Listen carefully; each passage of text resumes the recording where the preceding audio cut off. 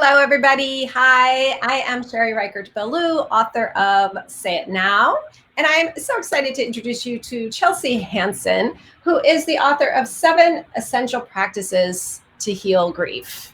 And this is obviously such an important topic. Welcome, Chelsea. Thank you, Sherry, for having me. I appreciate it, especially during the times we're having now. Sudden loss is so applicable to what's I going on. know, I know. And, I just thought I would start us off with that. Obviously, we are in these times when there is so much loss. And Sure. maybe you could just bring whatever you feel sort of inclined to bring to the table to start us off. Sure. Yeah. Yeah, definitely. And I think what's most important right now is people are in grief and they might not even know it because we think of grief as far as when someone dies. Right. But we're having so much grief around us because of the virus. Like we can't go to work. There's, so many losses, financial losses, loss of freedom, loss of being able to visit people, you name it. Yeah. So, and these uneasy feelings we have really are grief. And like I said, people might not realize it, but there are techniques to work through it that are fairly easy. So I'd love to be able to share one of those with your group, just something Please. easy. Of Yeah, and course. then it's That's what. kind of like, okay, yeah, and it's kind of like once you know what's happening with the grief, then that helps you bring back your joy again. So kind of realize what's happening and then we'll kind of work through it. Yeah. So it's super simple. The first thing is, I shouldn't say simple, but I made the process simple for the audience. So the first thing is just kind of be aware of what's happening for you, like what kind of losses you're experiencing. So it's kind of like take an inventory of what is happening, like the losses I mentioned, whether safety, companionship, freedom. So, okay, that's what's happening for me. Okay, so I think, oh, this is what I'm aware of. So now, then the next thing is very simple. You just put your attention on what you're feeling. Like, what exactly am I feeling? Like, you kind of name the emotion. So maybe I feel sad. Maybe I'm angry. Yeah. Um, I could have fear, loneliness. Like, for example, my stepfather, who's elderly, he's in his 80s, he's in assisted living and he can't have any visitors. Wow. So he's, super lonely. So he's kind of going through that. So, yeah, we kind of put attention on naming our grief and then express it. So we express the grief. And one of the things I do in my book, The Sudden Loss Survival Guide, one of the first things we do is we kind of set the foundation for healing. And to do that, I recommend that people set up a healing sanctuary in their house. Oh, yeah. Yeah, super simple though. Just like spend 10 to 15 minutes in the sanctuary. And when I mean simple, it's a place that you like in your house, whether a chair by a window, pillows propped up on your bed, like your special place, like the man cave, the she shed, whatever, the place that's good for you. Right. And then just go in there 10 to 15 minutes a day, and you're just going to be alone with your grief in this time, in this quiet time, this time that's just for you.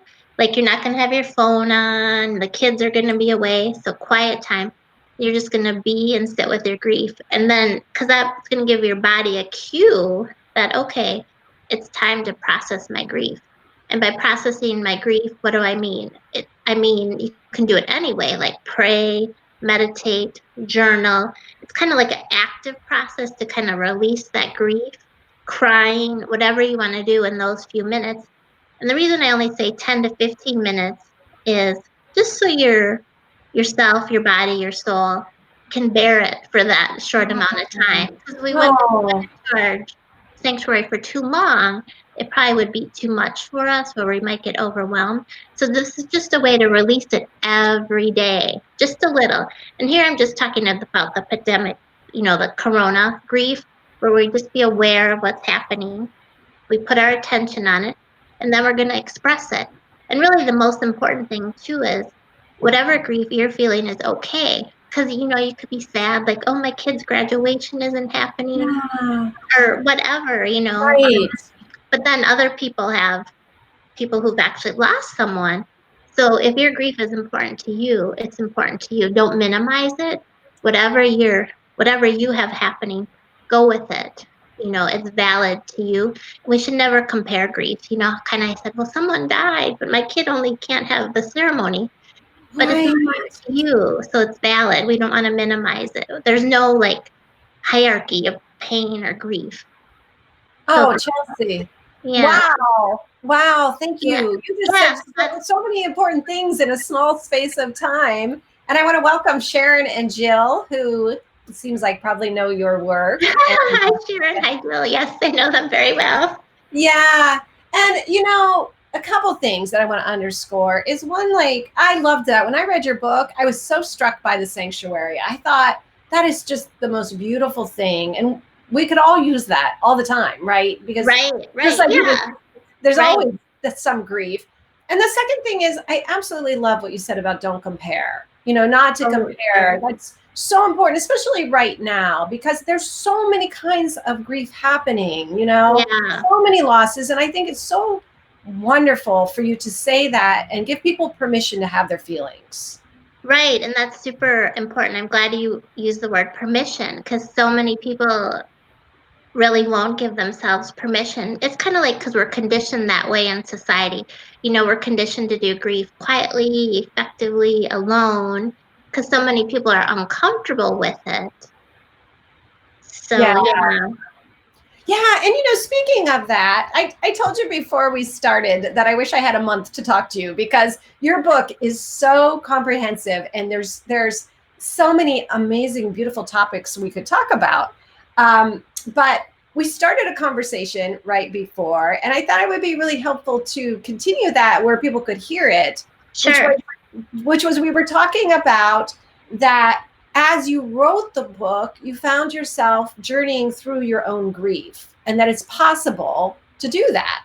Do you want to Sure. talk a little more about that? Yeah, and I think that's what is a little different about my book is because I believe healing is possible. I think just about anyone can heal when they have the proper knowledge, guidance, understanding, when they set that foundation for healing. And years ago, when I was new to grief, I lost my mom about 23 years ago, and I was 28, so I was, a young adult, fairly young. And I kind of did grief how you're not supposed to, but it was the way culture teaches you. Again, like how I said, you're quiet about it, you go it alone. But that wasn't working. When you numb your feelings, you stuff your feelings. It's kind of Right. like you're shamed into being quiet. And that's not how you heal grief. You're not expressing it. You have to move towards it for it to release. And then oftentimes when I work with clients, I work with ladies typically who are bereaved because I am a life coach. And yeah, for whatever reason, older ladies seem to like to work with me, like Mm. widows typically. But the only reason I mention that is because the ladies I work with, they often want to hold on to their grief as a tribute to the person who Oh, died because they kind of think, well, the grief shows how much I loved. oh, So if we can get over that concept, typically we can make a little progress because the love keeps growing. You always have the love. You hold on to the love that grows, that expands, but the grief, you can release it. The pain will release. So it's almost like you can pay tribute to your loved one by how well you live your life, not how miserable you are. So, and sometimes the idea, like people too will think, oh, I don't want to forget my loved one. You're never, ever going to forget your loved one. That's impossible. no. So people kind of confuse that with grieving. So that's sometimes why people get stuck. So yeah, my approach is you can take a very proactive, intentional approach. It's almost like you make the choice. Yes, I want to heal. I don't know how yet, Mm. but if you set that intention, that makes a big difference.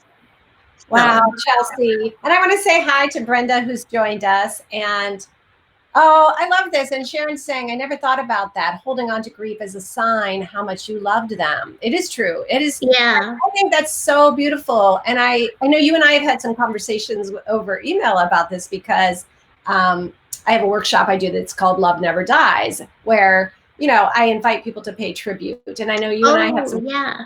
we have some great crossover because I too find that in my own life, it has been so healing to find myself in the place where I create things that really celebrate the person that I am, Sure, that I love. sure, And I always use the sure. present tense love too. Right, So right. do you want to talk a little bit more about that beautiful place of remembrance? Sure, sure. Yeah, and I think people sometimes they will they're encouraged by others to kind of put pictures away, put the room back the way it was, get rid of belongings. No, you don't have to do that. You just do what feels right to you. And in fact, a family member lost a child. Well, it's my friend. I call her a family member. And Hmm. they've had her little girl's room the same. And it's been over maybe 10 years, let's say. That's Yeah. well, longer than that. That's perfectly fine because it's what feels good to that person.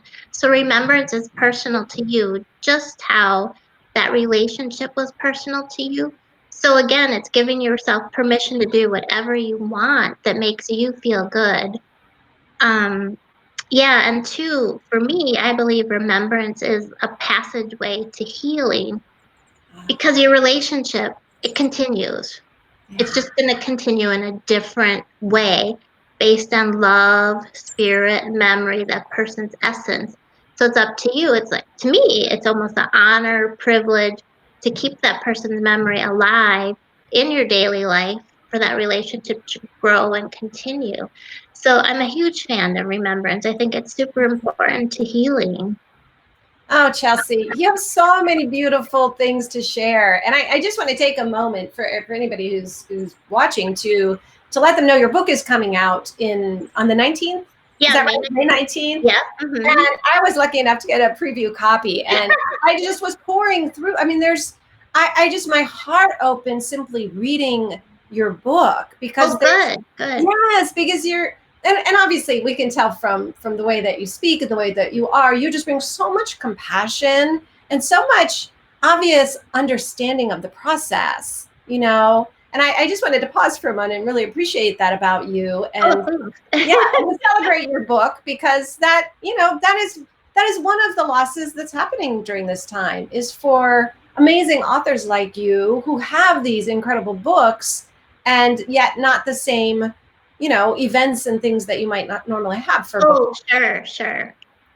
Yeah, and I think for me, and I have a great literary agent, Mango's helping like with this event. So you just adjust, you change your plan, just like life, things change, unwelcome changes come in.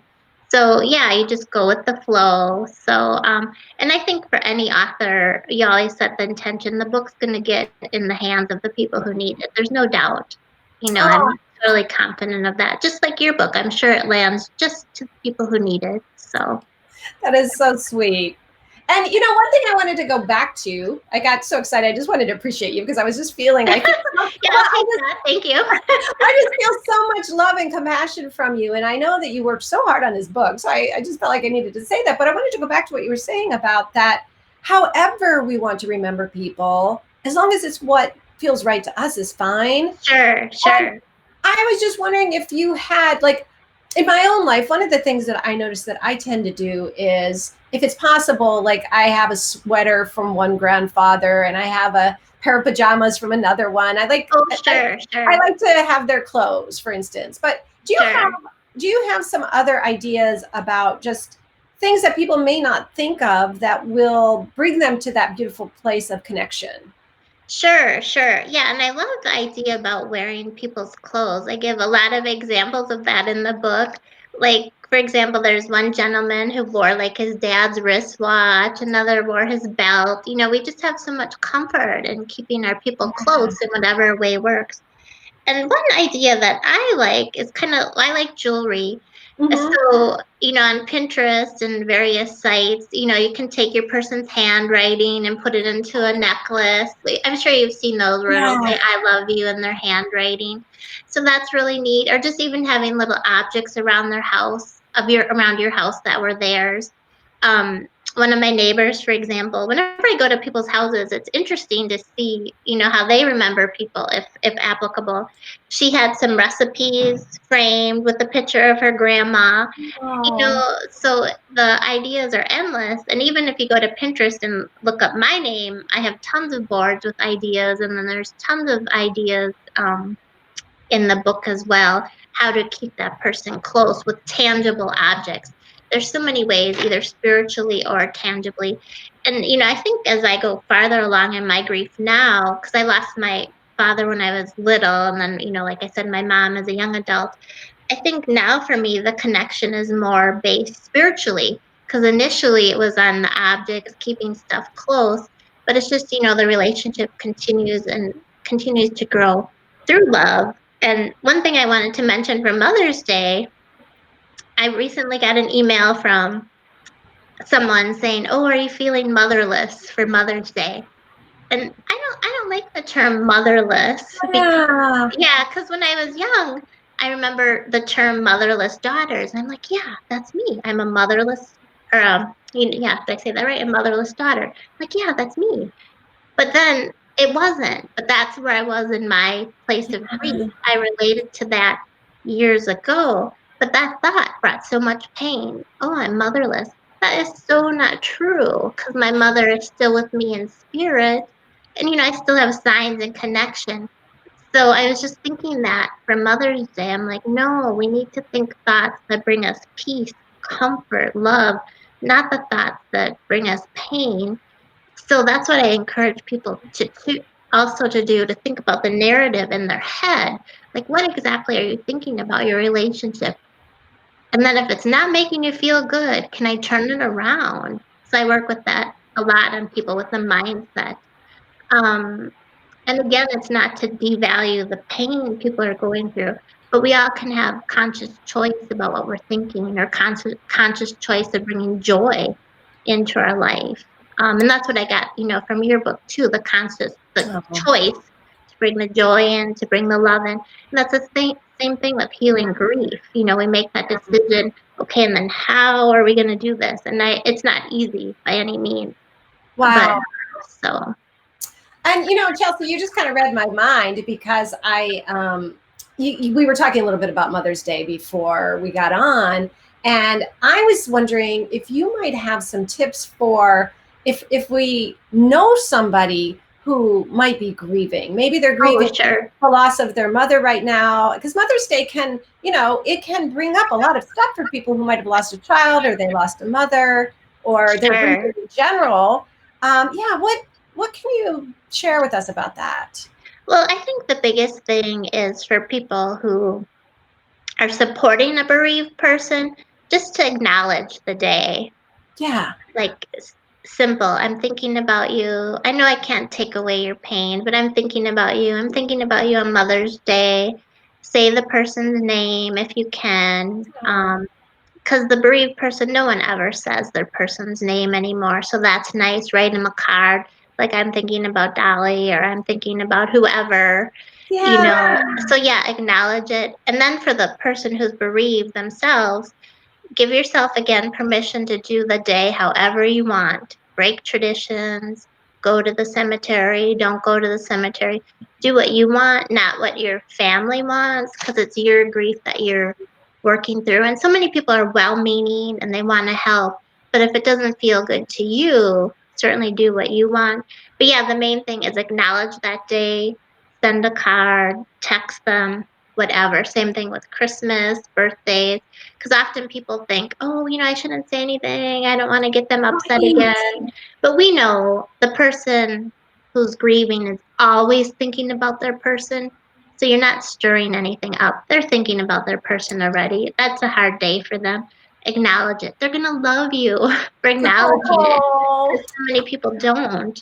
oh, Chelsea, I just love that. I mean, that's always my intuition too, is that Sure. because that's when I've been grieving people. And like you said, I want to hear their name. I want to hear stories about them. I want people to, Sure. that's it makes me feel so happy because we're bringing them into the room together. So Yeah, yeah. And that's awesome what you say about stories, because sometimes you could tell another person a story that they didn't even know, or from Right. your viewpoint, or how much that person meant to you, and they don't know it. So that's going to make them feel good, like, oh, my loved one was important to you. Oh, they influenced you. So yeah, that's a super good idea. And you can even jot that in a card too. Right. I love that. I just want to acknowledge because there's so many beautiful comments happening, and I just love that. I love what Sharon said about a good friend of mine has her late grandmother's pie recipe in her handwriting framed on the kitchen wall. It is, it's like what you were Oh, pointing to. It's so beautiful. And it's such, I love that. Like it's in the kitchen and it's the grandmother's handwriting. It's such a touch point. Yeah. And then Jill says, making room for joy is the result of healing from grief. yeah, because that's such a good point, because you're so broken open. Your senses are so heightened. Your capacity for joy is deepened. Once you go through the tragedies, you can love stuff so much easier, so much better. Yeah, that's really been my experience too, is that the the amount of grief, it does sort of open and broaden the container, right? Like that's how it feels to me. It feels like I'm just Sure, able to hold more, and then there's more room for love, just like Jill said. sure. Yeah, that's a neat way to say it. Yeah, Yeah. that's how, I'm always Uh-huh. kind of thinking of broadening the container of love, by how we, Sure. and I'm so appreciative and respectful of the way that you approach this, because I feel as if it allows us to keep, like you're saying, like to keep growing our relationships with people who have passed away, that we don't have to shut it all away. Sure, sure. Yeah, and again, it goes back to the thought bring you peace rather than pain. Because I know when I was new to grief, I heard the idea of closure. I hate the word closure. I don't believe in Ooh. closure. And because so many people say closure. No, you're not. You don't want to close off the love. Yes, let it grow. And our society perpetuates the idea of closure. Like I hear people say, well, I didn't have a funeral, so I didn't get closure, with the pandemic going on. They can have a ritual later if they'd like to start the healing process, because a funeral is like a ritual. It's giving yourself permission to move toward your grief, accept what's going on, acknowledge the pain. So it's just the funeral's just starting the process of healing. It's not closing it by any means. So the funeral helps the healing. And sure, maybe you could use the idea of closure if your grief goes away. But again, my main point is the love stays there, the continuing bond of love stays there. And I really think that helps people heal when they switch to that mindset. Yeah. I love this question that Brenda just posed, which I think is connected to what you're saying, which is, why is our culture so uncomfortable with grief? Yeah, and it's so interesting. I think Western culture, where we are, is terrible. Eastern culture is much better. And I think years ago, people died younger because our health system wasn't as good. Funerals would be in people's homes. You'd have tight knit communities. People would live close by.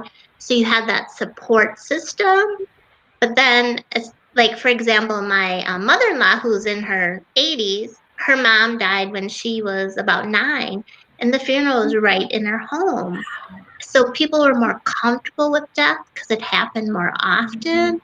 And then as we got more industrialized, let's say, we move away from our community, we're farther from our family, and we could be 40 years old and never have lost anyone. So we Right. don't know how to contend with grief, and no one teaches us. And now today, there's so many educators helping with grief, but it just doesn't seem to be quite making the dent yet that it needs to. And social media is super great. Like people who are in support groups, they'll get the education they need.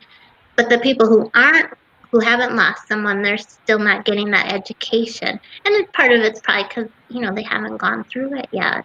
So then your whole idea changes. Right. Yeah, that's a really interesting point. And I do feel, I've always had an interest, as you know, from reading my book. I think probably because I was so, wanting to get off the planet myself. Like, so I had all of that stuff when I was very depressed anyways. And when I chose not to die, I had this huge reverence for how thinking about death really makes me love better. And so Oh, right, right, yeah. because when I still have a practice every morning where I remind myself that I'm going to die and everybody that I love is going to die, and it's probably going to be sooner than I want. And Sure, sure. and that really helps me to keep at the forefront of my mind, how do I want to love? What can I do today? Sure. How can I reach out to people I love? But what I was going to say is when I started having that interest, it did seem like that the whole death positive movement sort of started coming to the forefront around the same time. Oh, And sure. I've been really heartened by all those conversations about, do you know the group Reimagine? Do you know them? Oh, I don't know that I do. Oh, well, I just bring them up because it's one of the many, many groups who are really working to bring conversations about grief more out into the open. And Sure. their tagline is about, conversations about living and dying. It's the Oh, whole. So, sure, sure. anyways, yeah. And what I love what Denise is saying, so important to help this next generation with the process of grief.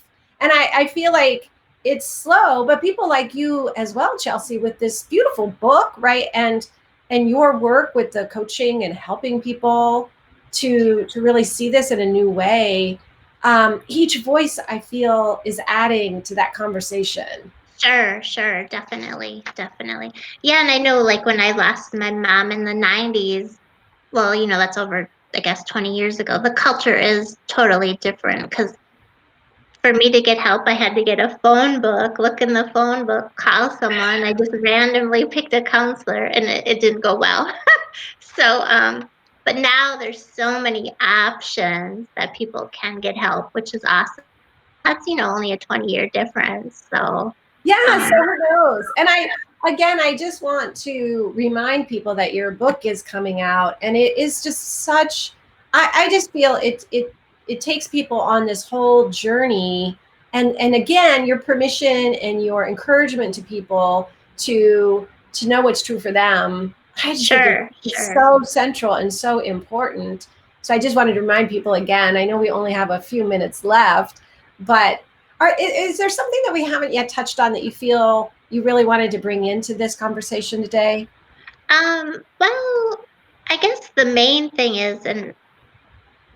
is just I think we touched on the important points, but my main message is always that continuing bond of love, as you can tell, because Mm. I like to talk about that. And I think that's really what helps people heal when they know their loved one's spirit is still with them, still near them, however they choose to believe it, those memories, that love is always yours. I mean, you're going to love that person till you die. You're going to love that person. Your soul is going to love that person, let's say in the afterlife, whatever your beliefs are. So I just think love is unending, it's eternal, and that's what's going to help you heal. Those memories are going to be your driving force so you can live your life in honor of the people who went before you, whether your spouse, your parents, a child. I think we just want to pay tribute to them by living our lives well. Because I personally think that's what they would want. They'd want us to live well and be happy and love.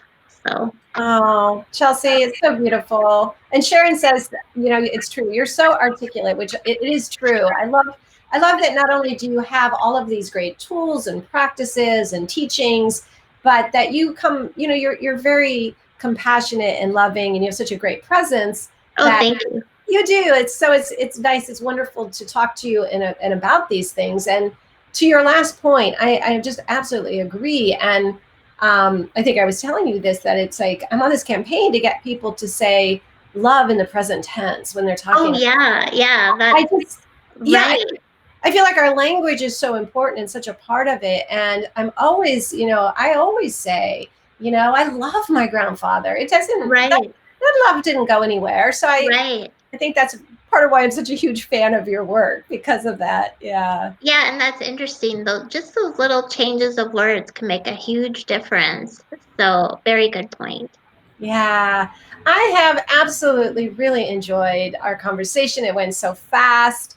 And I just really, again, encourage people to get your book and just to leave people with the idea it is Mother's Day, and to just look around and see if there's people in your community who need that extra boost of love, who need, like Chelsea so beautifully said, to reach out and just say, I can't take your pain away. That was so beautiful the way that you said it, but I'm here and I'm remembering. And I love how you say, use that person's name. Yeah, definitely. Definitely. Yeah. Yeah. So thank you so much. It was great to talk to you. And My pleasure.